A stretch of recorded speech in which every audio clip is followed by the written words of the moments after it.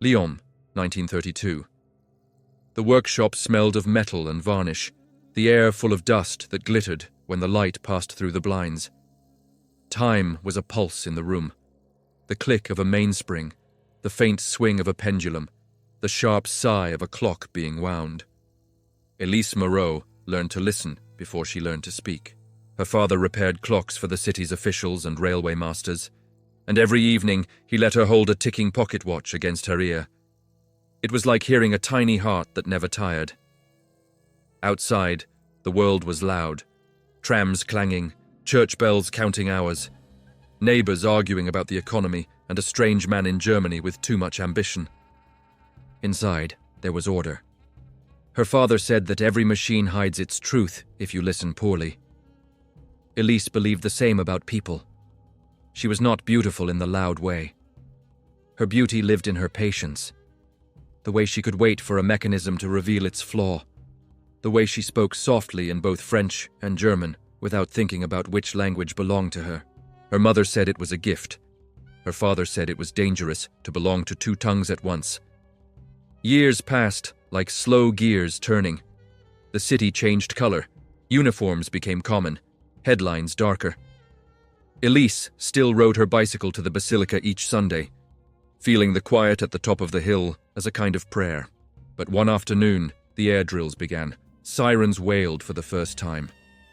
She stopped on the steps, heart hammering. When she reached home, her father was closing the shutters. "Just an exercise," he told her. But his hands trembled as he locked the window. Moments later, the first explosion sounded far away. Not close enough to see, but close enough to feel in the glass. The bench shook, a single clock fell, and its face cracked neatly down the middle. Elise picked it up. The hands were frozen at 7:17. The second hand quivered once, then stopped completely. She kept it. Not because it worked, but because it didn't. It was the first object that had survived time by refusing to move. Years later, she would still hear that moment, the echo of a city holding its breath, and know that the war had already begun, long before anyone dared to name it. When the Germans arrived in Lyon, they did not come with roaring tanks, but with orders, papers, and shoes that clicked on marble floors. Elise had already learned to survive by appearing useful, and her German was suddenly worth more than gold. They hired her as a translator in the local occupation office, a young woman with quiet eyes who typed perfectly and asked nothing. She told herself it was temporary, just enough to feed her mother and keep their house from being taken. Each morning she rode through streets where French signs were painted over and bread smelled like paper. Each evening she returned home with ink-stained fingers and guilt that no soap could wash away. The soldiers in the office treated her like air. Except one. His name was Kurt Reinhardt, a lieutenant with soft manners and an impossible politeness for his uniform. He once brought her coffee when her hands shook too much to type. He spoke of music, of cities untouched by war, and of how words could wound more deeply than weapons. Elise wanted to hate him, but the sound of his voice made the silence less heavy. Days turned into months. She stopped counting them. She learned which officers drank too much, which ones flirted with the secretaries, which ones listened at doors. She became invisible in the most useful way, present enough to overhear, forgettable enough to be ignored. One night, the blackout turned the city into a room without walls. Elise walked home through streets where even the moon dared not shine. A man stepped from an alley, his hat dripping rain, his voice low and steady. "You understand both sides," he said in French. "That makes you dangerous. Or useful." He pressed a folded letter into her hand and vanished before she could answer. At home, she lit a single candle and unfolded the note. The handwriting was hurried, the seal plain. "We know who you are. France needs eyes inside their rooms. You will be contacted again. Burn this." The paper curled in the flame, but the word stayed, floating somewhere between her ribs and her conscience. The next morning, Kurt greeted her as usual, smiling, unaware that the woman sitting across from him had already chosen a path that might kill them both. She looked at him and whispered to herself, almost prayerfully, "I will do what I must." and for the first time since the occupation began, Elise realized that survival and loyalty were not the same thing. The letter was only the beginning. 2 weeks later, another message came, hidden inside a broken clock left at her father's abandoned workshop. The note was rolled inside the hollow of a brass key. Intercept the communication en Rue de Marseille. Deliver it to the baker at closing. No name, no signature, only the certainty that someone was watching her. She obeyed. At dusk, she left the office with her coat buttoned to the throat and her heartbeat louder than the sirens that sometimes split the sky. In her satchel, a folder marked Internal Directives, stolen from her superior AS desk while he drank schnapps and argued politics. The baker said nothing when she entered. He simply nodded toward a basket of loaves. She slipped the envelope beneath one and left. Outside, rain fell in thin needles, washing the streets clean of witnesses. That night she did not sleep. Guilt came in whispers, her father's voice, her mother's cough, Kurt's laughter echoing from the office corridor. Yet beneath it all was another sound. The slow, steady tick of the broken clock she had repaired just enough to move again. The next morning, Kurt asked her if she believed people could serve two masters. The question froze her mid-sentence. He smiled faintly, as if it had been philosophical, but his eyes lingered too long. Over the next weeks, Elise balanced between worlds. To the Germans, she was efficient and obedient. To the resistance, she was the woman who slipped them names, schedules, and codes disguised as supply lists. To herself, she was no one at all. Then came the message that changed everything. Prepare for inspection. One of ours is compromised. The officer leading the search was Kurt. He moved slowly through the desks, lifting papers, asking quiet questions. When he reached her station, she thought her heart might tear itself apart. He found the hidden compartment in her drawer, the false bottom where she kept the copied memos. His fingers brushed the edge of the paper, then stopped. For a long moment, neither spoke.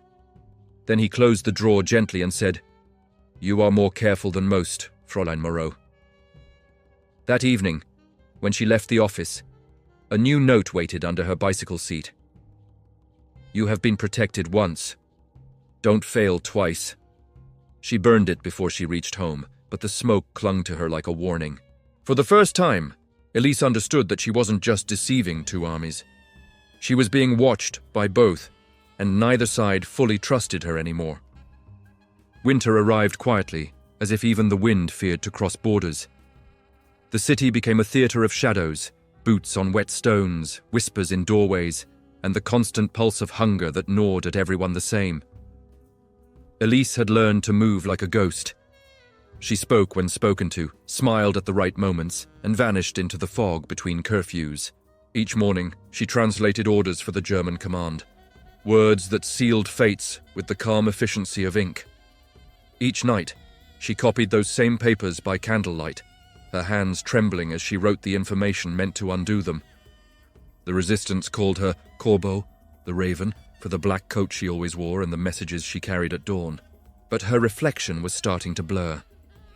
When she looked in the mirror, she no longer saw the watchmaker's daughter or the obedient secretary. She saw a stranger who spoke two languages, told three versions of every story, and belonged to no one. One night, Kurt appeared at her door. His uniform was dusted with snow, his face with doubt. He asked to come in, and before she could refuse, he was standing in her kitchen. That small, warm place where the lies she lived could not breathe. He spoke quietly. There had been a raid, several informants arrested. He told her that someone in the office was suspected of betrayal and that he feared for her safety. His voice broke slightly on the word, "you." Elise felt the floor tilt beneath her. The man who should have been her enemy was now the only one standing between her and exposure. She offered him tea to hide the shaking in her hands. He accepted, unaware that the same hands had delivered death sentences in envelopes marked as supply requisitions.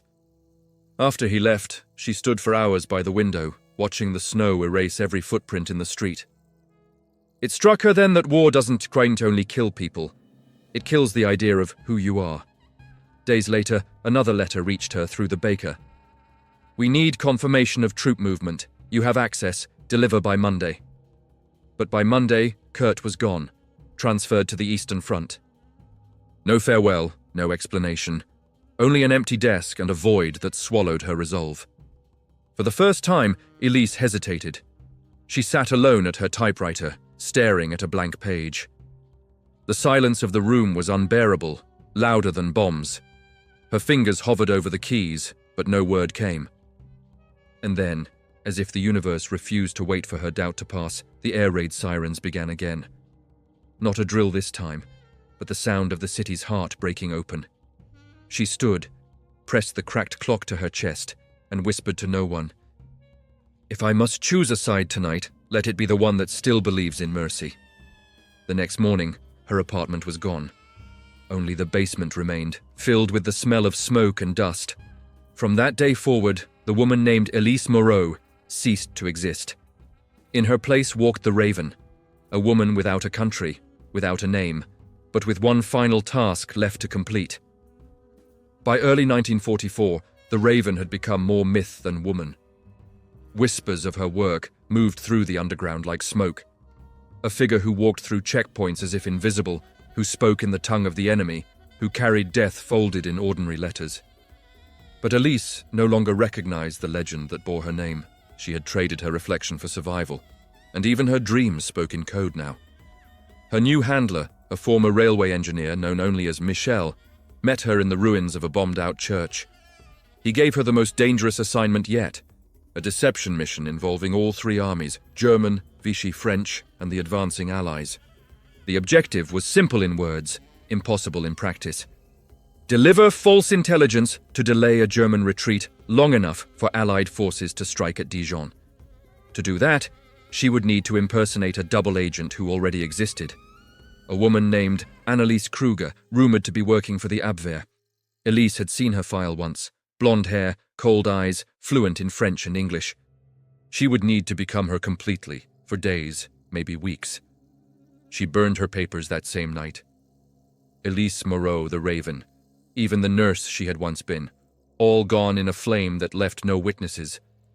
Her first step was to gain access to a German intelligence outpost near Besançon. Dressed in the uniform of a field nurse, forged documents in hand, she arrived claiming orders from Berlin. Her accent was perfect, her story rehearsed until it felt like truth. The officer in charge, Major Vogel, was cautious but curious. Women spies fascinated him in the same way wild animals did. Dangerous, beautiful, and never to be trusted. Over the next days, Elise played her role with precision. She typed reports, tended to wounded soldiers, and quietly altered the logistics documents that would redirect German convoys toward an empty valley. A trap. Each falsified order she sent was another heartbeat closer to exposure. But there was one thing she hadn't expected, a familiar face among the officers. Kurt Reinhardt. He was thinner, older, with eyes that carried the fatigue of too many winters. His surprise when he saw her was brief, replaced instantly by calculation. She saw the question forming in his gaze. Who are you now? That night, he visited her quarters. The door closed, and the years between them vanished in the silence that followed. He spoke first, his voice rougher than she remembered. "You're not Anneliese Kruger," he said quietly. "No," she whispered. He studied her, the woman who had once typed his reports, who now stood before him wearing another's name. "Then who are you?" Elise wanted to tell him the truth, that she had done it for her country, for survival, for a belief that mercy could still exist in a ruined world. But all she said was, "Someone who cannot stop lying." He laughed once, without humor. "Then we are both still soldiers." By dawn, he was gone again, transferred to escort a supply convoy. The very convoy her false orders had sent toward the empty valley. When the reports arrived days later, Elise could barely breathe. The Allies had bombed the location at dawn. The convoy had been destroyed entirely. Hundreds dead. Among the names on the casualty list was Lieutenant Kurt Reinhardt. She read the report twice, 3 times, until the letters blurred. The war had taken his life through her hands, not by accident, but by design. For the first time, Elise realized that the line between justice and vengeance had vanished long ago. That night, she left the German outpost for good. Behind her, The building burned, not by Allied bombs, but by her own match. She walked into the dark countryside without papers, without orders, without absolution. Somewhere between the firelight and the forest, she stopped being a spy. She became something else entirely, a woman haunted by the men she had deceived and the lies that had won the war. Spring came like an apology no one believed in. The fields that had burned for years began to bloom again, thin green lines of life cutting through the ash. Somewhere, someone declared that the war was nearly over. But Elise no longer trusted declarations. She had seen too many men die the day after they were told they were safe.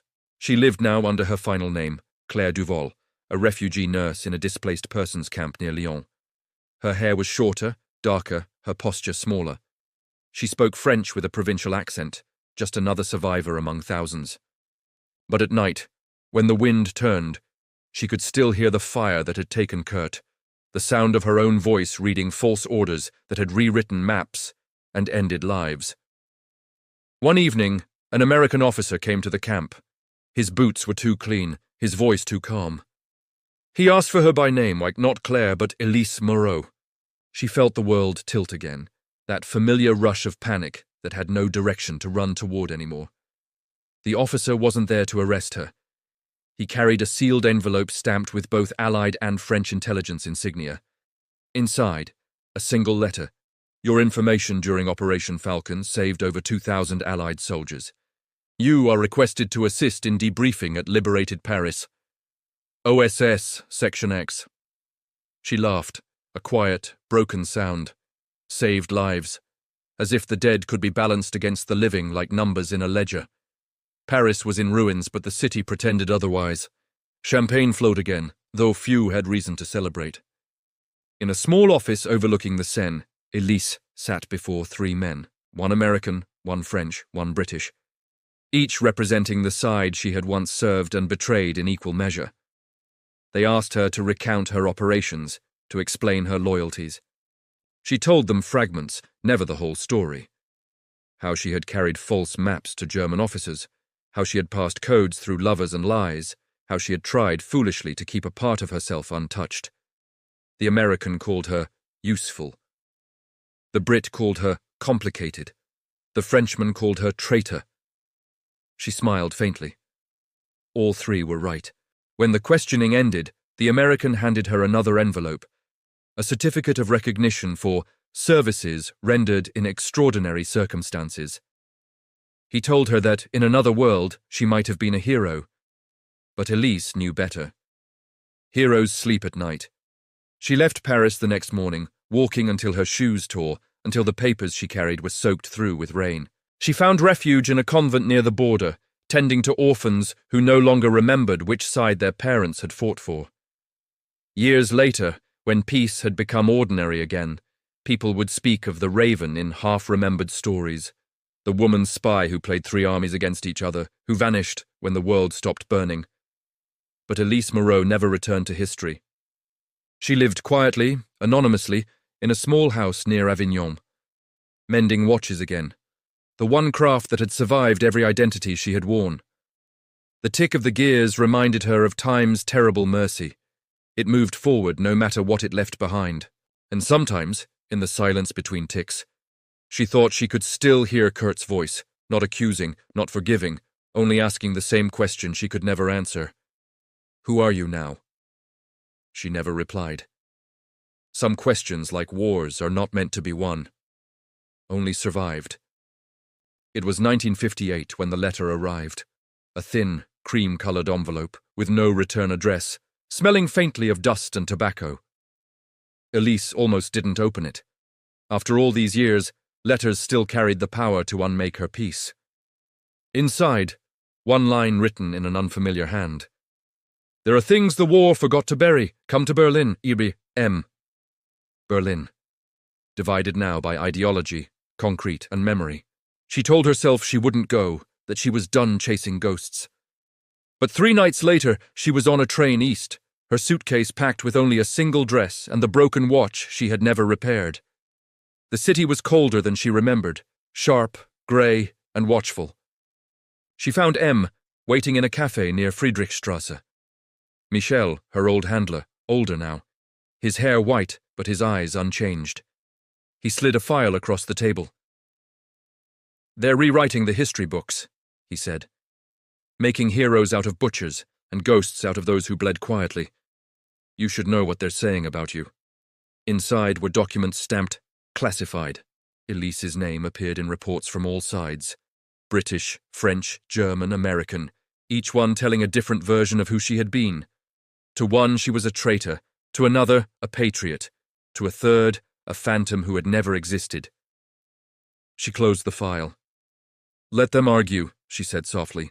"The dead don't care about medals." But Michel leaned closer. "You misunderstand. Someone's been looking for you. Someone who claims you're responsible for their father's death." She froze. For a heartbeat, the air left the room. "Whose?" "Kurt Reinhardt's son," he said. The words struck harder than any bullet. Kurt had a son, and he was alive. Elise felt something old and buried twist inside her. "What does he want?" she asked. "Truth," Michel said, "or revenge. Sometimes they're the same." That night, Elise walked the streets of Berlin alone.